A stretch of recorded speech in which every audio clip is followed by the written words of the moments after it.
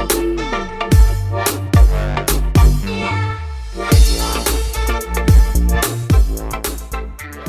aja. Assalamualaikum warahmatullahi wabarakatuh. Alhamdulillahi rabbil alamin. Allahumma salli ala Sayyidina Muhammadin wa ala alihi wa ashabihi ajma'in. Sesuai dengan rencana, kita harus on time. Alhamdulillah Bapak Ibu, sekarang sudah memasuki waktu-waktu yang tersisa dari keberkahan Ramadan dan ini merupakan kajian yang terakhir. Insya Allah mudah-mudahan yang terakhir ini bukan terakhir dalam hidup kita, tetapi hari-hari akhir Ramadan ini dan bisa bersambung dalam kajian kita yang akan datang. Ya, jadi ada 4 hal yang sangat-sangat penting amalan sesuai dengan judul agar kita tidak lepas dari tangan Allah. Karena dalam hidup ini cuma ada 4 kejadian, tidak lebih ya. Jadi kalau 4 kejadian ini kita bisa jaga dengan baik, 4 amalan ini, insya Allah kita akan merasakan keberkahan dalam hidup ini. Jadi dalam hidup ini cuma ada 4 kejadian. Satu, kita dapat nikmat dari Allah setiap saat. Yang kedua, kita akan dapat ujian, musibah dari Allah. Itu juga ada. Tapi bisa sedikit dibanding nikmat yang ada. Yang ketiga adalah kita akan berbuat amal karena bukan setan. Dan yang keempat, kita juga pasti ada tergelincirnya. Nah, berikut ini 4 kunci yang penting yang harus kita pelajari sampai paham dan bermujahadah untuk bisa mengamalkannya. Yang pertama adalah kalau kita mendapatkan nikmat, maka rumusnya adalah, kuncinya adalah syukur. Kita sudah tahu ilmu syukur, tapi apakah paham atau tidak? Jadi tingkatannya begini ya, tahu, kemudian paham, kemudian bisa, lalu istiqomah. Nah, tahu itu masih jauh ke bisa. Jadi tahu syukur belum tentu bisa syukur, jauh-jauh. Bisanya bersyukur kalau paham. Nah, paham ini kuncinya adalah belajar dengan niat dan belajarnya sungguh-sungguh. Apa itu syukur? Kalau diibaratkan,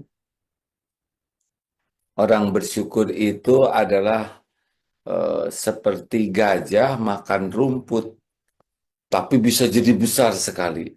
Atau pohon hanya disiram air, tapi bisa menjadi rindang. Nah, seperti itulah syukur itu. Jadi amalan yang sedikit, tapi bisa berbuat sangat banyak. Nah, nikmat dari Allah ini datangnya setiap saat. Mulai dari nikmat penciptaan, nikmat pengurusan, nikmat diberi akal, nikmat diberi hidayah, nikmat diberi taufik mengamalkan. Ini nikmat semua. Termasuk nikmat sehat, nikmat, banyak sekali ya. Sampai dalam surat Ar-Rahman, berapa? 32 kali. Fabi ayyi ala irabbikuma tukadziban. Itu surat sesudah 13 tahun dakwah Rasulullah. Sebelum keluar surat Al-Kafirun, sebetulnya Ar-Rahman dulu untuk mengingatkan betapa melimpahnya nikmat mana lagi yang akan kau dustakan. 5 kunci syukur. 1, hati yakin bahwa semua nikmat ini milik Allah dari Allah. An-Nahl 35 ya. Wa ma asobakum ma asobakum binikmatin faminallah. Semua nikmat itu datangnya dari Allah. Ma asobaka min hasanatin faminallah. Kebaikan apapun datangnya dari Allah. Ya. Sedangkan makhluk bukan sumber tapi jalan. Jadi orang syukur itu ciri khasnya adalah meyakini semua nikmat ini milik Allah, dari Allah, dan makhluk hanya jalan. Sehingga dia tidak merasa memiliki dan dia tidak berharap dari selain Allah. Jadi semakin kita berharap dari selain Allah, sebetulnya kita belum masuk ke wilayah syukur, ya. Karena kita masih atau kita merasa ini adalah hasil jerih payah saya. Ini adalah hasil perjuangan pengorbanan saya. Nah, ini belum syukur. Kalau masih sayanya ada, itu belum syukur. Orang syukur ini memang Allah mau ngasih saja, bukan karena pintar, bukan karena kerja keras, bukan karena eh, dia profesional, tidak, karena Allah mau ngasih saja. Ya, orang syukur itu begitu. Dia kerja keras, dia profesional, tapi itu sebagai ibadah, bukan sebagai penyebab karunia. Penyebab karunia cuma karena Allah mau ngasih saja. Ya. Nah, yang kedua, syukur itu adalah lisan selalu memuji Allah dalam segala keadaan. Jadi afdol doa, alhamdulillah. Doa yang paling afdol itu adalah ucapan hamdalah, alhamdulillah. Oleh karena itulah orang-orang yang bersyukur itu hilang dirinya karena yakin segala puji hanya milik Allah. Jadi enggak sibuk ingin dipuji, dinilai orang. Orang-orang yang sangat ribet dengan ingin pujian orang itu belum termasuk ahli syukur. Artinya belum dijamin. Oh, mungkin ada yang nanya, apa sih keutamaan syukur? La in syakartum la nakum. La ini adalah harfu taukid yang artinya kalau la pendek itu benar-benar. Jadi kalau jika kamu syukur benar-benar akan ditambah. La in syakartum la azidannakum. Dua kali itu lahnya. Benar-benar bakal ditambah. Jadi nggak bisa enggak. Janji yang tidak akan dipungkiri, sesuatu yang pasti terjadi, kalau kita syukur akan ditambah. Nah, yang kedua, yang ketiga adalah berterima kasih kepada yang menjadi jalan nikmat. Ini penting ya, karena kita suka mengabaikan. Nah, jadi Rasul bersabda begini, man lam yaskuril qalil lam yaskuril katsir. Barang siapa yang tidak bisa mensyukuri yang kecil-kecil dari Allah, dia tidak bisa bersyukur terhadap yang besar. Man yang lam yaskurin nas lam yaskurillah. Barang siapa yang tidak mensyukuri berterima kasih kepada manusia, dia tidak bisa bersyukur kepada Allah. Luar biasa ini. Jadi seperti anak berbakti ke orang tua itu sebetulnya syukur. Santri khidmat ke guru itu juga syukur. Dan kepada ibu-ibu, hati-hati ini sabda Rasul tentang sebagian besar penghuni neraka itu wanita. Karena menurut Rasulullah kufur. Kufur terhadap Allah bukan. Kufur terhadap suami. Seperti apa? Jadi kalau suami melakukan kesalahan, maka hilang semua kebaikannya, seakan-akan habis oleh satu kesalahan ini. Nah, inilah yang berbahaya yang disabdakan Nabi kalau kita tidak bersyukur. Lalu, apalagi manfaatkan nikmat yang ada untuk mendekat ke Allah. Punya kening pakai sujud, punya mata pakai baca Quran dan kebaikan lainnya, mulut dipakai zikir, punya harta banyak sedekah, punya rumah, punya kendaraan. Pokoknya apapun yakini milik Allah, gunakan untuk mendekat ke Allah, itu syukur. Itulah sebabnya orang yang banyak sujud, banyak baca Quran, banyak zikir, pasti hidupnya diberikan nikmat oleh Allah. Lalu yang kelima, at-tahadus binikmah, menampakkan nikmat. Itu boleh. Jadi kita punya sesuatu di, di, dibeli, boleh, boleh. Asal siap untuk yaumal hisab. Dan kalau orang mengetahui tentang yang kita miliki, segera kita alihkan. Ini adalah titipan Allah. Ini adalah milik Allah. Ini adalah amanah Allah.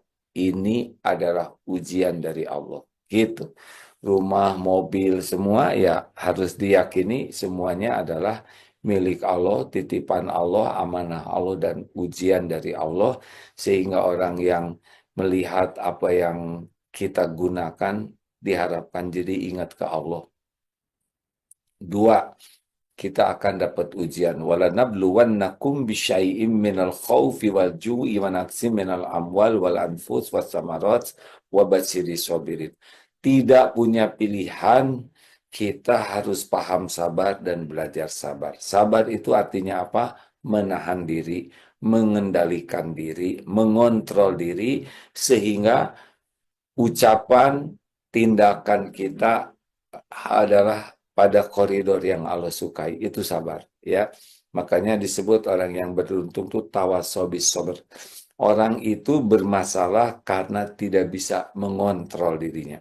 Tidak bisa mengendalikan mata, tidak bisa mengendalikan telinga, tidak bisa mengendalikan lisan, tidak bisa mengendalikan pikiran, tidak bisa mengendalikan syahwat, tidak bisa mengendalikan keinginan, tidak bisa mengendalikan amarah, tidak bisa mengendalikan hati. Nah, orang-orang yang tidak bisa mengendalikan diri, maka dia belum termasuk orang yang sabar, akan bermasalah, ya. Memang Allah akan menguji kita. Sabar itu ada 4 tempatnya. Satu, sabar ketika sedang menjauhi maksiat. Nah, ini yang paling berat, ya. Yang kedua, sabar ketika taat. Kita sudah rasakan waktu taraweh kemarin, semuanya perlu kesabaran, dan baca Quran, sedekah, bayar zakat, semua perlu kesabaran. Karena kalau tidak, dia tidak bayar zakat. Ya, zakat mal, ya. Lalu yang selanjutnya, sabar ketika menghadapi musibah. Dan ada satu lagi, sabar ketika menghadapi perkataan orang. Nah, ini dimasukkan khusus karena ada ayatnya khusus. Wa idza khotabahumul jahiluna qalu salama. Jika orang yang jahil ini bukan semata bodoh, tapi orang yang tidak bisa mengendalikan dirinya, bisa suami, bisa istri, orang tua, anak, tetangga, siapa aja, pokoknya ketika orang jahil, orang yang tidak bisa mengendalikan diri, berkata sesuatu yang enggak enak, nah ini ujian ketawaduan.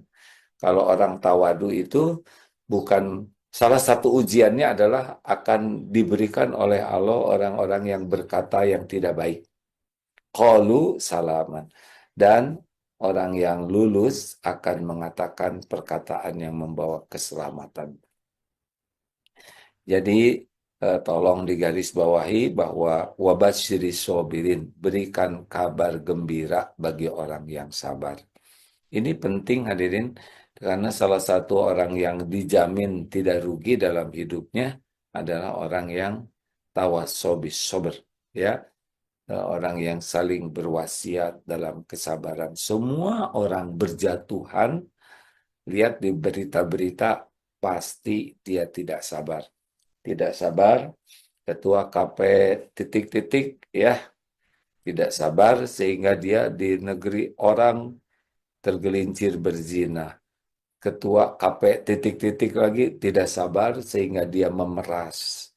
Ketua ini tidak sabar sehingga, begitulah, silakan saja lihat. Pasti muaranya adalah dia tidak berhasil mengontrol dirinya. Nah, sebetulnya Ramadan ini adalah mujahadah untuk mengendalikan diri. Luar biasa. Maka harusnya kita lebih rileks, ya. Nah, apa sih cirinya orang yang sabar? Tenang, adem hatinya tuh. Lanjut, adalah yang ketiga, kita akan berbuat baik. Tapi semua kebaikan kita tidak akan membuat kita bahagia, kecuali kita belajar, paham, dan melatih diri menjadi orang ikhlas. Seperti kita tahu bahwa setan itu tidak bisa menipu dua kelompok. Satu, mukhlasin, dan yang kedua, mutawakilin. Mukhlasin dan mutawakilin itu sama muaranya, yaitu tidak berharap dari makhluk. Kalau orang ikhlas di dalam melakukan sesuatu, dia tidak ngarep-ngarep apapun, kecuali Allah ridho, pahala di sisi Allah. Dan orang yang tawakal itu, dia tidak bersandar dalam hidupnya kecuali hanya kepada Allah. makin tidak berharap dari makhluk dalam bentuk apapun, tidak bersandar ke makhluk, itu setan benar-benar tidak berdaya. Bacakan hadisnya tentang setan tidak berdaya itu ya. Ini mudah-mudahan bisa membuat kita semakin bulat untuk menjadi orang yang ikhlas. Ini surat An-Nahl 99. A'udzubillahi minasyaitonirrajim. Innahu laisalahu sultanun 'alal ladina amanu wa 'ala rabbihi yatawakkalun. Dan sesungguhnya setan itu tidak punya kekuasaan. Tidak ada kekuasaan bagi orang-orang yang beriman dan bertawakal kepada Tuhannya. Sedangkan dalam surat Al-Hijr agak panjang, iblis berkata, ya Tuhanku, oleh sebab engkau memutuskan bahwa aku sesat, pasti aku menjadikan mereka memandang baik perbuatan maksiat di muka bumi, illa ibadaka minhumul mukhlasin, kecuali hamba-hambamu yang mukhlasin, yang ikhlas di antara mereka. Jadi setan itu kerjanya menampakkan baik perbuatan dosa dan maksiat, menampakkan seperti menguntungkan sesuatu yang merugikan, menyenangkan sesuatu yang menjerumuskan, dibulak-baliklah dengan bisikannya. Tapi untuk orang ikhlas nggak bisa. Ya, oleh karena itu kita harus benar-benar ikhlas. Ikhlas itu menurut para ulama, satu, mengharapkan ridho Allah semata, dan yang kedua, boleh mengharapkan pahala akhirat. Itu termasuk ikhlas. Nah, oleh karena itulah, sebelum melakukan apa-apa harus tanya niat. Kalau orang ikhlas, dia jarang kecewa. Orang ikhlas itu akan nyaman hidupnya. Orang ikhlas itu akan kuat dalam amalnya. Orang ikhlas itu akan istiqomah. Latihannya adalah jangan selalu ingin diketahui orang, perbanyak rahasia-rahasia ya. Yang diketahui boleh, tapi harus ada amalan rahasia. Yang kedua adalah apakah ada orang dengan tidak ada orang sama atau tidak. Kalau ada orang jadi bagus, tidak ada orang kita malah jadi jelek gitu. Pokoknya kalau beda lah, ada orang dengan tidak ada orang itu pasti karena orang. Dan yang ketiga, ciri orang ikhlas tuh antang ya. Kalau kurang ikhlas, dipuji semangat, tidak dipuji tidak semangat, dicaci patah semangat. Tapi orang ikhlas, puji, caci sama saja. Tidak ada apa-apanya. Ya, antang saja. Mau orang muji, mau orang nyaci, ya semangawel. Ya, yang ngasih pahala mah Allah. Yang keempat, orang ikhlas itu tidak ingin dihormati, tidak ingin dihargai karena amal-amalnya, jadi tidak memerlukan privilege dari orang lain karena amal yang dia lakukan. Itulah sebabnya berzakat itu bagusnya dititipkan ke lembaga ya. Kalau DT kan ada DT Peduli. Kenapa? Pertama, lembaga itu memang di zaman sahabat juga ke lembaga, walaupun tidak wajib. Kemudian lembaga itu bisa mengatur zakat itu, zakat proporsi yang benar kepada yang berhak. Dan yang ketiga, menghindari kita merasa berjasa karena memberi zakat. Jadi kalau kita ngasih zakat langsung, pada kitanya itu seakan-akan kita lebih tinggi. Padahal ini bukan punya kita hanya menyampaikan saja haknya. Tapi kalau kita ngasih zakat, seakan-akan hati kita tuh, wah saya sudah nolong kamu nih, saya sudah ngasih kepada kamu. Dan juga yang diberi zakat, jadi merasa hutang budi kepada yang eh, memberikan zakatnya, padahal itu emang udah hak dia. Jadi memang kalau zakat, atau begini, zakat mal sesudah dihitung, titipkan kepada lembaga, kemudian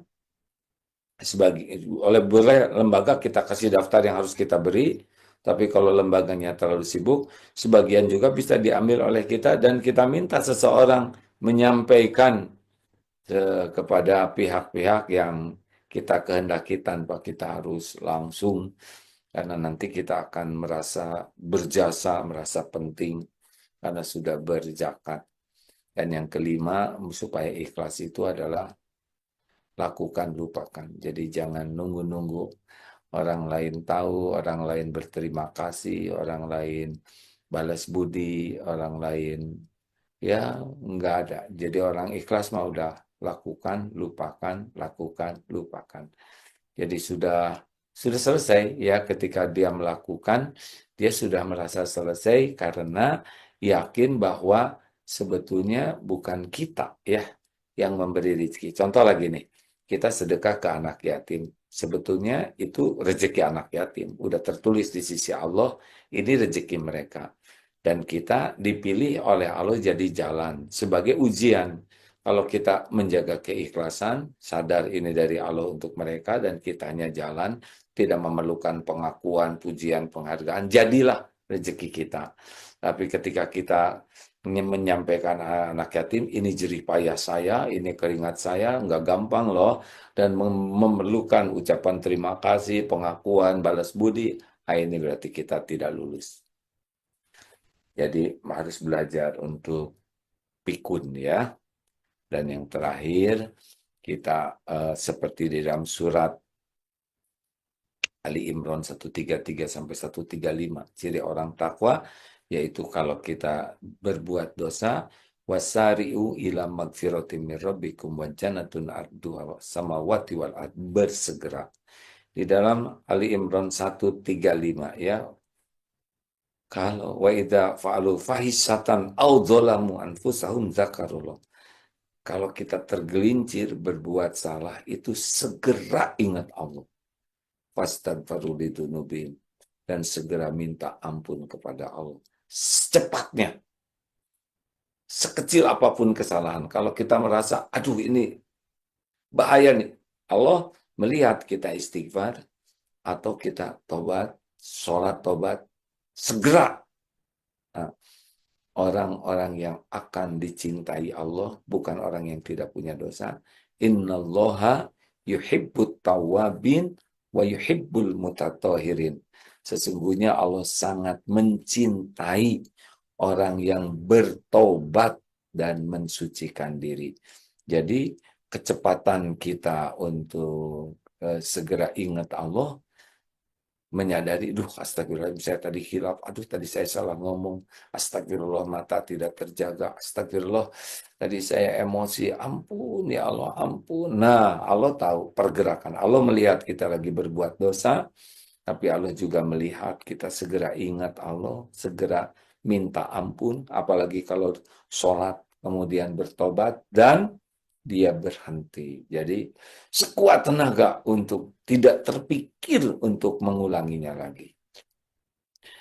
Nah, ini amalan sangat penting karena di sana disebut innallaha, sesungguhnya Allah yuhibbut tawwabin, sangat mencintai orang yang taubat dan mensucikan diri.